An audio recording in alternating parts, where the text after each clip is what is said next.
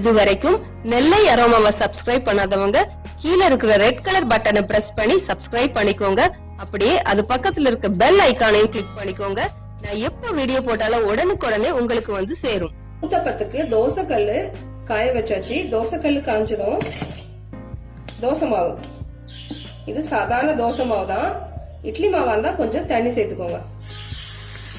மாவு வந்து கொஞ்சம் கெட்டியா ஊத்திக்கோங்க.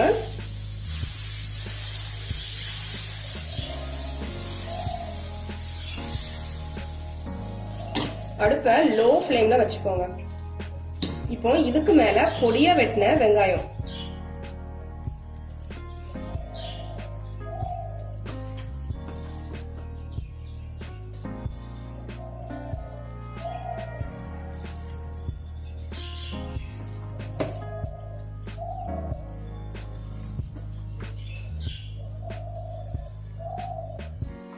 அப்புறமா இதுக்கு மேல கொஞ்சமா மல்லித்தழை,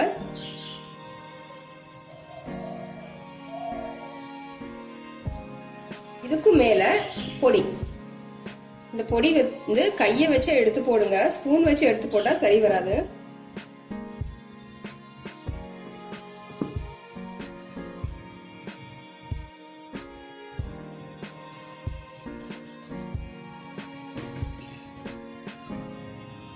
இப்போ இந்த தோசைக்கு மேல நெய், அப்படி இல்லைன்னா நல்லெண்ணெய்.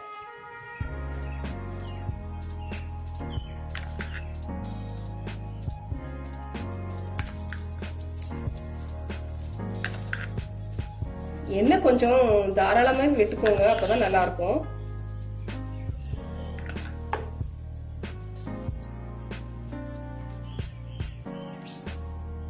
தோசை ஒரு பக்கமா வெந்ததும் அத திருப்பி போட்டுக்கலாம்.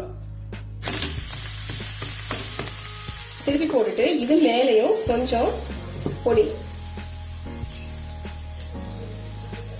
போட்டுட்டு கொஞ்சமா எண்ணெய், அப்படி இல்லைன்னா நெய்.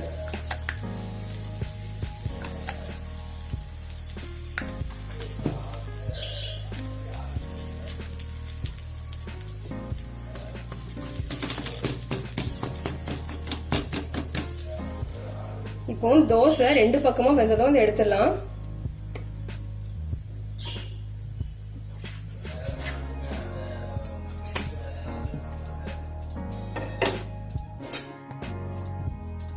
பொடி தோசை சூப்பரா ரெடி ஆயிடுச்சு. இந்த பொடி தோசை கூட கொத்தமல்லி சட்னி, புதினா சட்னி, அப்படின்னா தேங்காய் சட்னி, இதுல ஏதாவது ஒரு சட்னி வச்சு நீங்க சாப்பிடலாம்.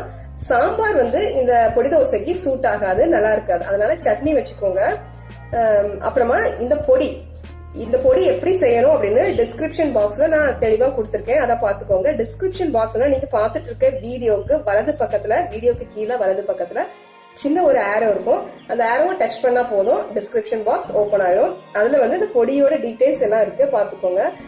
எப்பவுமே பிளெயினா தோசை இட்லி எப்படி சாப்பிடறதுக்கு பதிலாக இப்படி பொடி தோசைன்னு கொஞ்சம் வெரைட்டியா செஞ்சு கொடுத்துருங்க. குழந்தைங்க நல்லா சாப்பிடுவாங்க, நமக்கும் நல்லா இன்ட்ரெஸ்டா இருக்கும்.